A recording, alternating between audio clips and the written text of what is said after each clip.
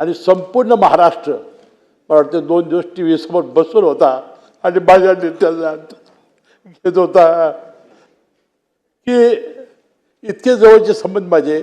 1999 साली मी निवडून आलो. 2 महिन्यात मला त्यांनी मंत्री केलं. 2-3 महिन्यात. त्या 2 मंत्री होते जिल्ह्याच्या आमच्या, बाबासाहेब कुपेकर आणि दिग्विजय खानविलकर. मला तिसरा मंत्री केला. 9 वेळा मंत्रिपदाची शपथ घेतली. दादा म्हणायचे की माझी शपथ झाली की साहेब तुमची शपथ होणारच. 9 वेळा, 6 वेळा मी निवडून आलो. 1999 साली पर्यंतपासून 9 वेळा मी मंत्री झालो. यावेळा ते मला सोडून गेले. मी त्यांच्या मुठ्यात मला शांती अर्पण करतो. आणि त्याला दिष्ट लागली. ते अतिशय कपडे बिपडे अशी व्यवस्थित वापरायचे. तुम्हाला माहिती असेल की विधानसभेमध्ये नागपूरला अधिवेशन असलं की जोधपुरी कोट वेगवेगळे रोज घालायचे. इथं हिवाळी अधिवेशन असलं की रोज जॅकेट नवीन आणि उन्हाळ्याच्या वेळेला फक्त पांढरा झब्बा, असे 3 विधानसभेचे त्यांचे ड्रेस असायचे.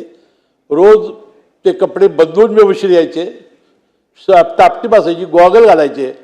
26 जानेवारीचा फोटो बघा अध्यक्ष महोदय, झेंडावंदन झालेलं होतं प्रजासत्ताक दिनाचं आणि त्यांनी सॅल्यूट मारलेला आहे.